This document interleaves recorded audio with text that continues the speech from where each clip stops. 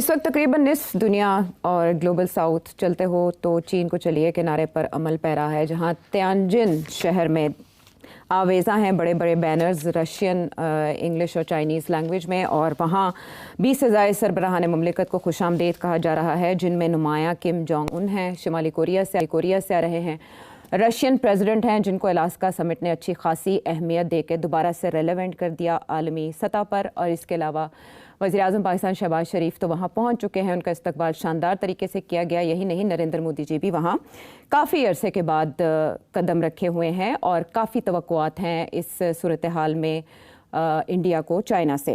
तो चाइना मरकज़ी हैसियत इख्तियार कर चुका है और चाइना भी अच्छी तरह जानता है कि इस साल SCO समिट की क्या अहमियत है। सेठी साहब, अगर क्विकली मैं क्वेश्चन की तरफ आऊँ तो 2024 की निस्बत 2025 में सूरत हाल अच्छी खासी मुख्तलिफ है। इस साल ये इजलास हो रहा है, यूक्रेन जंग जब अपनी इंतहा को पहुँची है, अटैक्स हो रहे हैं और ऐसे में अमरीका मुसालहत की कोशिश करवा चुका है, जंग ख़त्म करवाने की कोशिश कर चुका है, गज़ा में नस्ल कुशी जारी है, जबकि साउथ एशिया में, एशिया पैसिफिक में सिक्योरिटी टेंशंस अपने अरूज पर हैं और ट्रंप की ट्रेड वॉर भी चल रही है। ये जितने मेंबर ममालिक हैं इनके कोई ना कोई शिकायत ज़रूर है वाशिंगटन से। तो ऐसे में आप क्या समझते हैं, ये 3 रोज़ा ना सिर्फ समिट बल्कि उसके बाद विक्ट्री डे भी, जिसमें हथियारों से ज़्यादा सबकी तवज्जो शुमाली कोरिया के रहनुमा पर होगी, रशियन प्रेसिडेंट पर होगी, तो क्या टेक अवेज होंगे अब की बार? आयशा, ये बड़ा इंटरेस्टिंग डेवलपमेंट है। इसकी 2-3 वजूहत हैं। पहली बात तो ये है कि पिछले साल लो की था। उसकी वजह यह है कि ना ये रशिया वाला इशू था, यूक्रेन का इतना सीरियस कि सीज फायर और सेटलमेंट और डोनाल्ड ट्रंप की आमदोरफ्त, और दूसरा ये कि इंडिया पिछले साल SCO नहीं गया था जी। और इस साल सबसे आगे है वो वहाँ पहुँचने में। और तो और इस साल बहुत बड़ा इसको एक इवेंट बनाया जा रहा है जी। जिसकी वजह से जो तबसरे हो रहे हैं वो यही हो रहे हैं कि एक नया ग्लोबल ऑर्डर बनने जा रहा है और ये उसकी इब्तिदा है। और क्योंकि इंडिया ने भी ज्वाइन कर लिया है और अब बाकी सारी दुनिया जो है एक्सेप्ट फॉर द वेस्ट वहाँ पहुँच रही है। 20 हेड्स ऑफ स्टेट पहुंचे हुए हैं और सब प्रेसिडेंट्स, 2-3 प्राइम मिनिस्टर्स हैं, mostly presidents, and it's being built as the beginning of a new global world order, a multilateral global world order led by China. अच्छा, इसकी इम्कान तो थे मगर बहुत से इश्यूज थे। एक तो ये जैसे जिक्र किया कि बहुत से ममालिक जो हैं जो कि इसमें शिरकत कर रहे हैं उनके आपस में इश्यूज चल रहे थे, लड़ाई झगड़े, डिफरेंसेस भी थे। दूसरा ये था कि ये कभी क्लियर ही नहीं था कि इसका मकसद क्या है SCO का। जब ये शुरू में ये बना था SCO तो उस वक्त SCO नहीं था, शंघाई 5 था। उसके अंदर रशिया, चाइना और 3 सेंट्रल एशियन स्टेट्स, और वो सिक्योरिटी इश्यूज के ऊपर थे बिकॉज उनके बॉर्डर्स लगते थे तीनों स्टेट्स के, रूस और चाइना के साथ, और सबके अपने बॉर्डर इश्यूज थे। तो शुरू तो ये उस तरीके से हुआ, मगर आहिस्ता आहिस्ता चाइना ने इसको बढ़ाते गए और अब इस लेवल पे ले आए हैं कि ऐसे लगता है कि ये नेटो एक तरफ और दूसरी तरफ SCO। मगर इसमें प्रॉब्लम ये आ रही है कि अभी तक इसका मिशन स्टेटमेंट समझ नहीं आ रहा कि इसका मिशन स्टेटमेंट क्या है। वो और चाइना की लीडरशिप जो है, चाइना चाहता क्या है इसके साथ। तो अब स्पेकुलेशन शुरू हो गई है, लोगों ने तबसरे करने शुरू कर दिए हैं कि ये SCO जितना मजबूत होगा उतना तजारत जो है वो डॉलर से हट के चाइनीज युआन में होगी। अभी एक खबर आई है कि इंडिया ने कह दिया है कि जी हमसे जिसने तजारत करनी है वो रुपए में तजारत करे, मुझे नहीं पता वेदर दिस इज करेक्ट और नॉट, हम डॉलर को नहीं एक्सेप्ट करते एंड सो ऑन। तो इस किस्म की बातें शुरू हो गई हैं। चाइना और रशिया तो कब से डेवलप कर रहे हैं कि कोई ऑल्टरनेटिव फाइनेंशियल सिस्टम की बात की जाए उसको, मगर अभी तक क्लियर नहीं है कि SCO के मिशन स्टेटमेंट क्या है, बिकॉज बहुत बड़ा हो गया अब। और इसके अंदर शंघाई 5 से लेके SCO और अब कंट्रीज लाइक सऊदी अरेबिया वगैरह वो भी ऑब्जर्वर्स और वो भी आना चाहते हैं। एक तरफ तो ये मसला है, दूसरी तरफ इसका मसला ये है कि क्या SCO और ब्रिक्स के अंदर क्या फर्क है। क्योंकि ब्रिक्स जो है वो भी है रशिया, चाइना, इंडिया, ये 3 बड़े जो हैं उधर भी हैं, और वहाँ इसके अलावा you have South Africa and Brazil. जी। अच्छा, अब तो ब्रिक्स क्या करेगा और एससीओ क्या करेगा, और कहाँ कहाँ ओवरलैपिंग होगी और कहाँ नहीं होगी। तो आई थिंक ये क्लैरिटी अब आनी है। डोनाल्ड ट्रंप ने ब्रिक्स को अटैक किया, एससीओ को अभी तक नहीं अटैक किया। ब्रिक्स को अटैक किया बिकॉज वो समझता है कि ब्रिक्स प्लेटफॉर्म बनेगा to counter the western platform of dollar and NATO. तो और ब्रिक्स जो है उसके अंदर वो इट्स वहाँ लीडरशिप नहीं है चाइना की। वहाँ चाइना, रशिया, इंडिया सारे मोर और लेस इक्वल पार्टनर्स हैं, इंक्लूडिंग ब्राजील, बहुत बड़ा मुल्क है, बिग जीडीपी। तो एक तो ये चीजें अभी सॉर्ट आउट होनी है। सो दूसरी चीज जो है वो ये है कि अमेरिका के लिए ये बहुत बड़ा कू है कि ब्रिक्स को तो वैसे ही वो तकड़े कर रहे हैं और लोग भी जा रहे हैं उसके अंदर, मगर इंडिया का वहां जाना वो स्ट्रेंथन कर रहा है एससीओ को। मगर एक फिर तीसरा मसला भी खड़ा हो गया जी।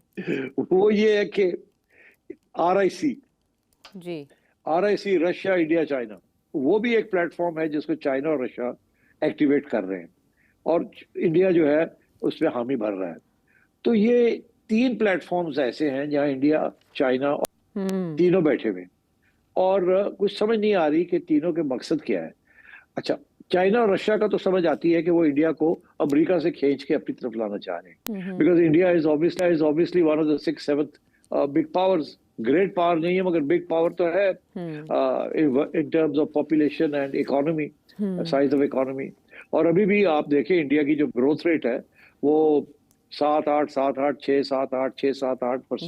मेरा ख्याल है दुनिया की कोई इकोनॉमी नहीं है जो इस तरीके के साथ इतनी रैपिडली ग्रो कर रही है। और अगर ऐसी ग्रो करती रही तो वो रशिया से आगे चली जाएगी और इट विल बी चाइना के बाद it will be India, Brazil से भी आगे निकल जाएगी।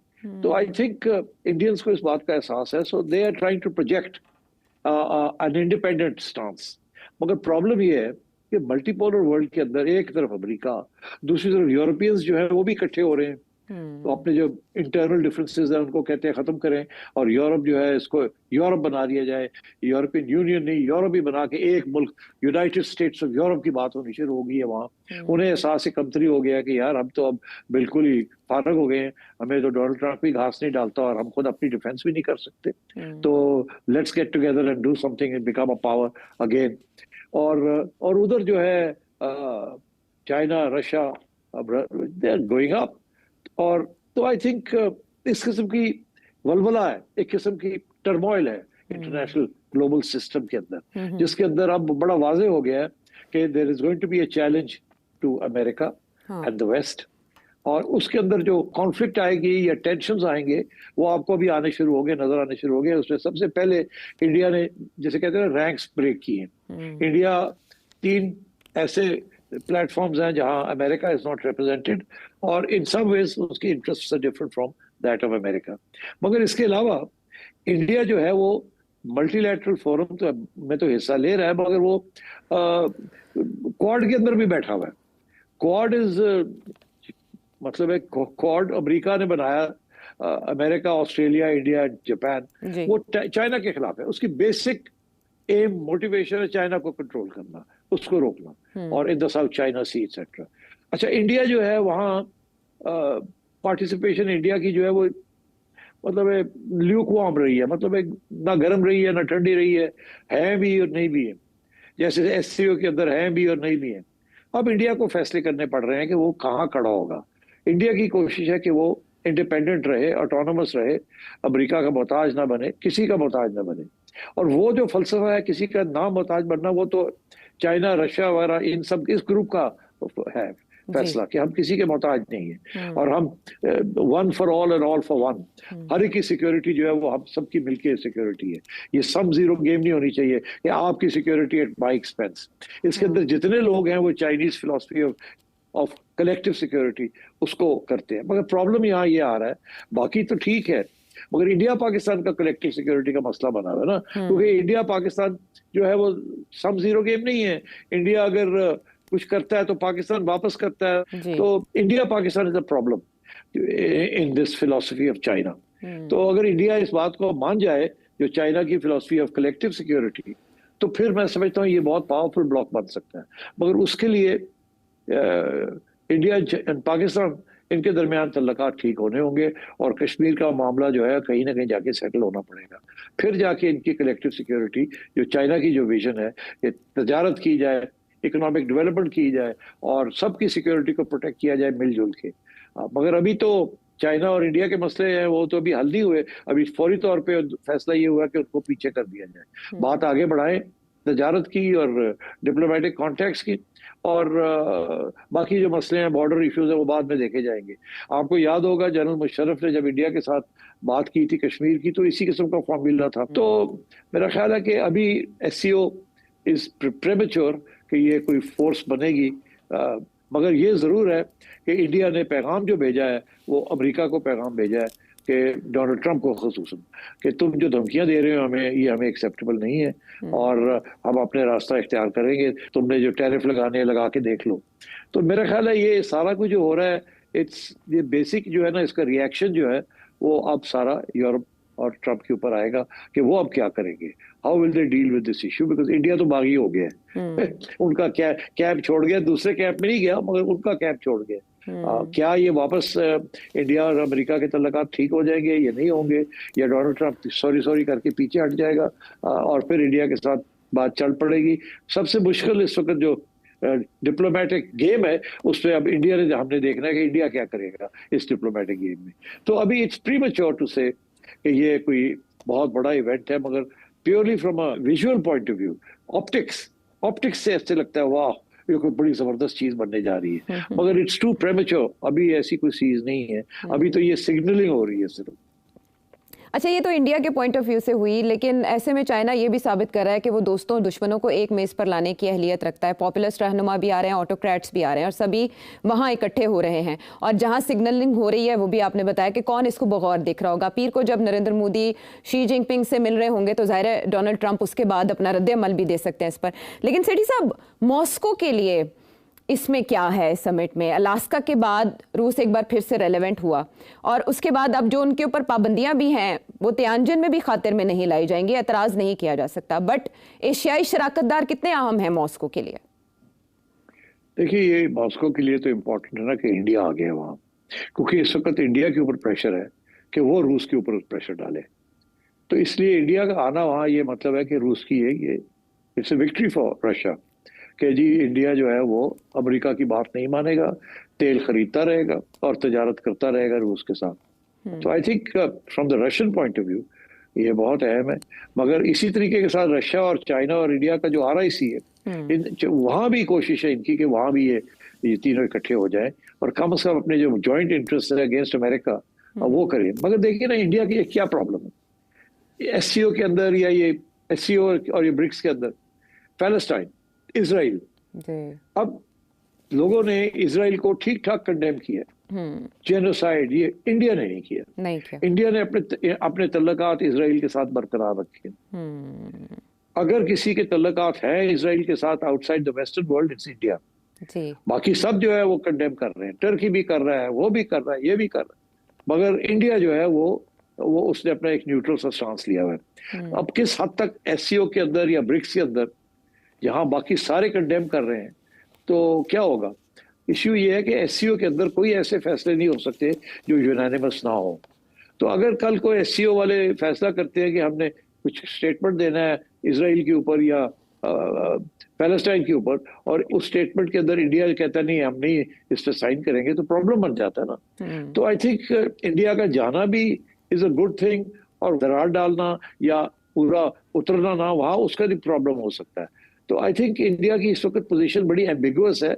उनको, मेरा ख्याल है इंडिया को खुद नहीं पता कि अब उन्होंने करना क्या है। अभी वो हाथ पैर मार रहे हैं और वो सिर्फ ये देख रहे हैं कि डोनाल्ड ट्रंप को हम ये किया है कि तू करके देख ले, हम जब हम हैं तो फिर ठीक है। वो इस किस्म की अभी मेरा ख्याल है उनका फलसफा है। आई डोंट थिंक उन्होंने इसको सोचा डीपली। ये है मुमकिन है कि वो, क्योंकि अभी तक उनकी डिस्कशंस जारी हैं तजारत के बारे में, वो जो 25% जो पहला लगा है, नॉट द सेकंड 25%, तो उसके ऊपर अभी तक इनकी जो नेगोशिएशंस है वो चल रही हैं। तो मेरा ख्याल है इंडिया जो है वो इस वक्त मुश्किल हालात में है। अब देखते हैं इंडिया कैसे बैलेंस करता है सब चीजों को।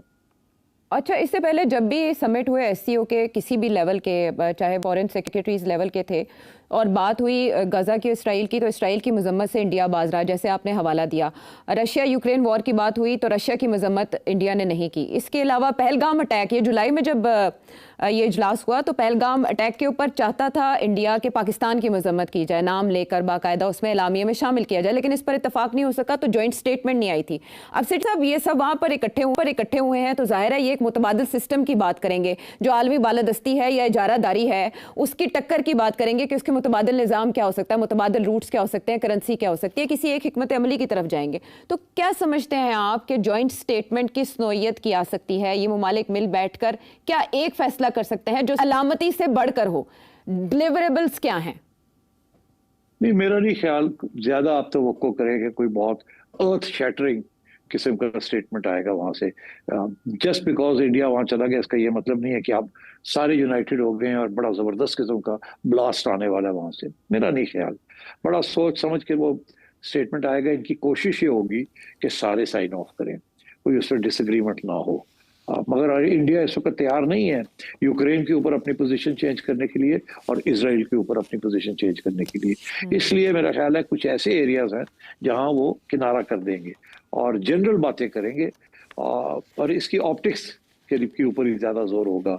उधर ब्रिक्स के अंदर जो कि ज्यादा इकोनॉमिक फोरम, वहां ये हो सकता है कि वहां बिकॉज वहाँ Palestine and Ukraine is not important in BRICS. BRICS के अंदर इकोनॉमिक मैनेजमेंट, डॉलर को की करेंसी को चैलेंज करना, बैंकिंग सिस्टम को करना, independent, that sort of economic independence is more important to BRICS. तो मेरा ख्याल है यहाँ ये अभी कोशिश होगी कि ये ओवरलैप ना हो, वो अपना काम करें, ये अपना काम करें। ये ज्यादा SCO जो है ना, आई थिंक ये ज्यादा ऑप्टिक्स के लिए है।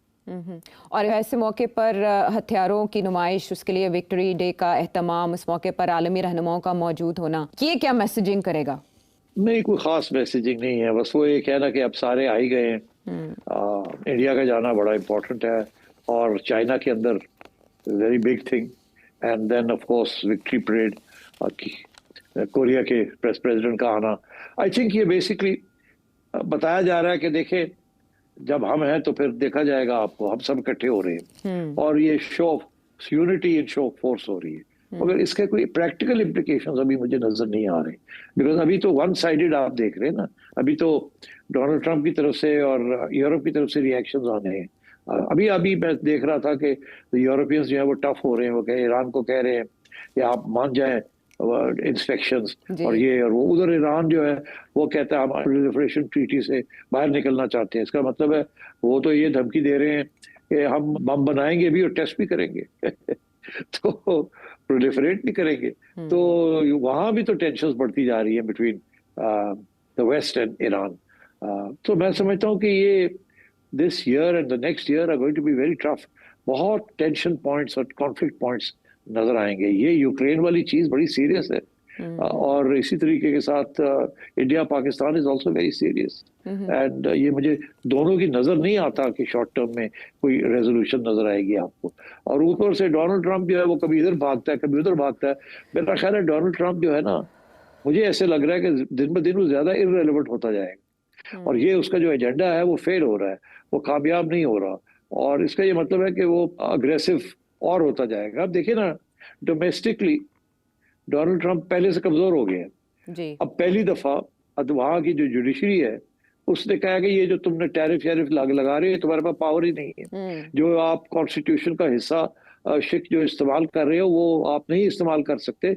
ये जो इकोनॉमिक मेजर्स हैं ये तो कांग्रेस ही फैसला करती है, आप नहीं कर सकते एग्जीक्यूटिव ऑर्डर के जरिए। तो वहां एक कोर्ट ने तो रोक दिया है सारा, मगर उन्होंने स्टे ले ली है और अब सुप्रीम कोर्ट में चला गया है। अब बड़ी इंटरेस्टिंग बात यह है कि ये जो कोर्ट था इसमें ज्यादातर जो थे वो उसमें मेरा 11 लोग थे, बेंच था जिसमें से सिर्फ 3 वो थे जो रिपब्लिकन्स ने लगाए थे।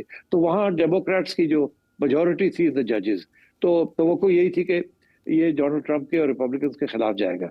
और सुप्रीम कोर्ट में 6 जजेस जो हैं वो तो डोनाल्ड ट्रंप और रिपब्लिकन्स के लगाए हुए हैं। अब देखना ये है कि सुप्रीम कोर्ट में क्या, इसके बारे में सुप्रीम कोर्ट क्या कहता है। ये बहुत इंपॉर्टेंट केस बनता जा रहा है। अगर सुप्रीम कोर्ट में ये फैसला आया कि डोनाल्ड ट्रंप ये काम जो कर रहे हैं ये इलीगल है, अनकॉन्स्टिट्यूशनल है और ये कांग्रेस का हक है, तो फिर सुप्रीम कोर्ट ये कह सकता है कि आप जाएं कांग्रेस के पास, वहां जाके कानून पास करें अपने आप को पावर्स देने के लिए, तो कर सकता है बिकॉज मेजोरिटी है। मगर वो जल्दी करना पड़ेगा बिकॉज मिड टर्म इलेक्शन आ रहे हैं अगले साल, और अगले साल लाइकलीहुड यही है कि रिपब्लिकन जो है वो अपनी मेजोरिटी उनकी कांग्रेस के अंदर नहीं रहेगी, डेमोक्रेट्स की मेजोरिटी हो जाएगी। लग ऐसी रहा है जिस तरीके से डोनाल्ड ट्रंप जा रहा है। तो डोनाल्ड ट्रंप ने इंटरनेशनल ओपिनियन भी अपने खिलाफ किया हुआ है, यूरोपियन ओपिनियन भी अपने खिलाफ किया हुआ है, चाइना रशिया भी अपने खिलाफ किए हुए, अब इंडिया भी अपने खिलाफ कर लिया है। ऊपर से वो उसने जुडिशरी जो है वहां की वो भी इसके खिलाफ होती जा रही है। एंड आई थिंक फाइनली ये जो उसके जो एजेंडा है टेरिस का, वो इट्स नॉट वर्किंग। तो मेरा ख्याल है डोनाल्ड ट्रंप कमजोर होगा गोइंग फॉरवर्ड। राइट उन्होंने ट्रूथ सोशल पे अमेरिकी अपील्स कोर्ट के इस फैसले को सख्त तनकीद का निशाना बनाया और सुप्रीम कोर्ट से ही उन्होंने अपनी उम्मीदें लगा ली हैं और वो कहते हैं कि सुप्रीम कोर्ट ही अमेरिका को अजीम बनाने के इस मकसद में उनका साथ देगी।